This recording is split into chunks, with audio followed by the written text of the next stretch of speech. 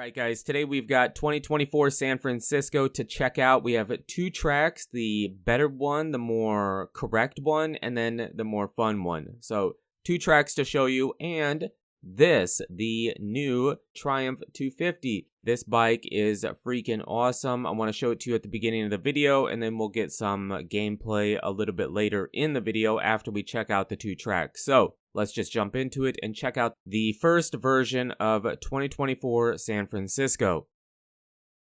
Alright, here we have 2024 San Francisco. Now, I have two versions of this track to show you. This will be the main track, the one we spend most of the time on, but we also have a second track, which is, in my opinion, more fun. This first rhythm section, we go step on, step off, triple quad. That rhythm section was really tough for me to decide what to do. Here we go, double, triple, triple, triple. Now that rhythm section is the same for both tracks, but it's more fun and it came out better in the second one. And I'll show you that, talk about it when we get there. We have a double Supercross triple, a set of whoops, and then similar to what we had at Anaheim 1, we see a sand section here on the other side of the start straight, and then we cut back across the start straight again. And then we hit a triple single. Now, maybe they go quad, maybe they roll triple, maybe they go double-double. I don't know. It just worked well to have it that way in the game.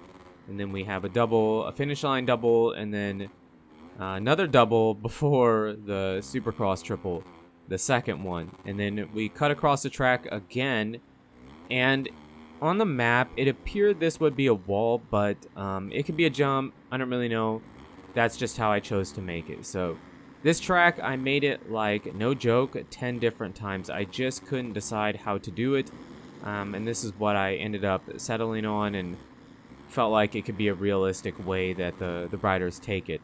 Now you saw us not hit that quad in the corner, into the corner. It's tough. You have to have a good rhythm. If you overjump, underjump, you can't get it. You have to hit it just right. But overall, pretty happy with the track. And I would say this would be the main version of 2024 San Francisco.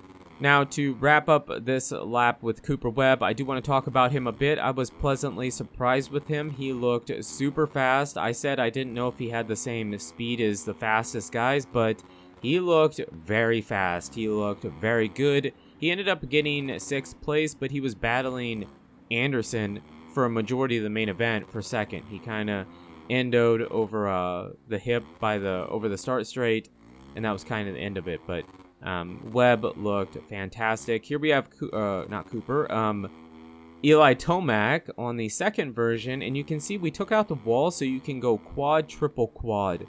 That is super fun to do in the game, kind of tricky. And then here we have that other rhythm section where you go double, triple, triple, triple. It feels better on this version because it feels more like a rhythm section.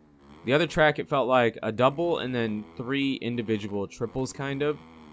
Here it feels more like a rhythm section. So I would say the 2 rhythm sections are more fun and better on this track, but the rest of it is pretty similar.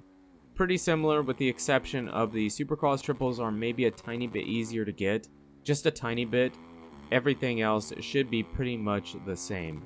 So not exact to the track map, but overall, more fun to play in the game. So I want to talk about Tomac for the final lap before we switch back over to the other track with some different riders. Tomac, I was a bit surprised. I thought he might do better. I didn't believe he would come out and win A1. You know, he's coming off of a major injury, and he hasn't raced for a while, but he finished up 8th or 9th, I believe, kind of rode around by himself. If you're a big Tomac fan, I wouldn't hit the panic button. You know, he just probably has to ease back into it. I do believe after a round or 2 or 3, he'll kind of work his way back into, you know, battling up front and whatnot. It's a long series. Maybe he didn't feel it. Maybe he didn't feel the track. It just wasn't, you know, whatever. No reason to go out and end your season early because of one Anaheim 1. So, yeah, I was a bit surprised, but I still feel like he did okay. He finished top 10. I thought he might get a top 5, but overall, I don't see any reason to panic if you are a big Tomac fan. Now here we switch back over to the main track. This is where we're going to be for the rest of the video. Jason Anderson looked fantastic. He had an insane battle with Cooper Webb for a majority of the main event before, like I mentioned already, Webb went down over the hip double that kind of goes back over the start straight. He endoed and got back up for 6th place, but that was the end of the Anderson-Webb fight, and then Anderson went on to get 2nd place, and he stayed kind of close to Jett, but Jett ended up kind of gapping him a bit, and that was kind of the end of it. But Anderson looked like the Jason Anderson from not last year, but the year before. The year where he was battling Tomac, getting wins, and looked fantastic. And this is great. This is great for racing because the more guys that we can have up front and capable of winning races is better for TV, better for watching, you know? So this is awesome. I knew Anderson was fast and could be fast. I just didn't know after last year how well he would do, especially coming into A1. But it looks like he did his homework, and yeah, Mr. Anderson looks super fast, so really good for him. Here we have Jett Lawrence, and what's there to say? Jett did Jett things. He did what Jett does. He got a start in the main event and then never looked back. That was it.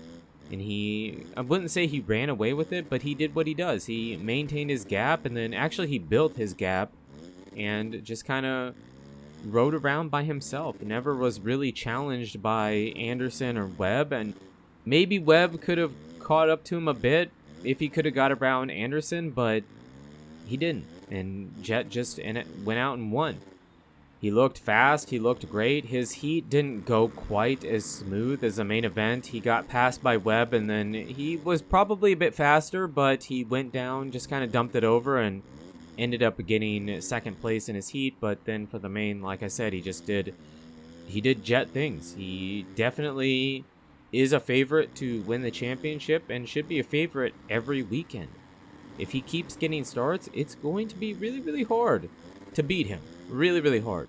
And then I wanted to talk about Hunter. Hunter provided probably the most excitement for the weekend because I believe he went down during media day practice. I think he had a pretty hard crash, and then in his heat raid, he got not a great start, but got taken out by Vince Freezy, and I don't believe it was really Vince doing it on purpose. It just happened to be Vince Freezy, you know? It just happened to be Vince Freezy that did it, but he went down, didn't qualify out of the heat, had to go to the LCQ, got a terrible start, and then missed the transfer by 1 spot to Cade Clayson. So that's bad. And I mentioned it in the preseason video that Hunter has speed to compete up front, but he has got to get starts. He's got to get better starts, or he's going to have a long, rough season. This field is way too stacked to just get a bad start, but think you're going to come back and, you know, win or get a podium. I'm not saying it's not possible, but you're just making your life so much tougher. He's got to get starts. He has to. But yeah, that LCQ with Hunter was very exciting. Went down to the final corner. Really good stuff. And then we switch over to the Triumph 250. This bike looks fantastic. You have the Evan Ferry, Joey Savacci, and Jalik Swoll versions. They're really fun to use in the game. They look great. It is a mod by Pay 2021. The riders with the different gear, this bike, all this stuff is a mod by Pay 2021. He does a great job. I encourage you guys to check it out because he's coming out with stuff all the time. Really good stuff. You do have to subscribe to his Patreon, which does suck a bit, but he does really, really, really, really good work, and I would say go support him. He comes out with it very, very fast, and yeah, it's good stuff. Now, to wrap up the video, I do want to talk about a couple other things during the race. Sexton looked good, but I was a bit surprised he didn't look amazing. Now, I do believe new bike, new stuff. I think he'll get there, but yeah, he got 3rd, but it was kind of a gift because Cooper Webb went down.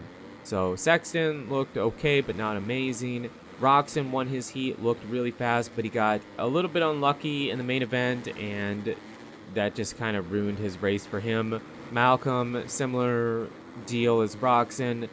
I thought Malcolm would look a bit faster, but again, similar to Tomac, it's been a long time since he raced, so give him some time. I do believe Malcolm Stewart will get there eventually. So 250s, RJ Hampshire won. Shimoda had a rough night. I really thought Shimoda would do better. Kitchen looked okay. 250s was good too, but the 450s, I'm really excited. I'm really excited to see what happens this season. I think these guys are going to have to get better starts over Jett, or it's going to be a long season, in my opinion, for everybody else. But you guys and girls are absolutely amazing. Thank you so much for the support on the channel lately. It really does mean a lot. And until the next video, take it easy.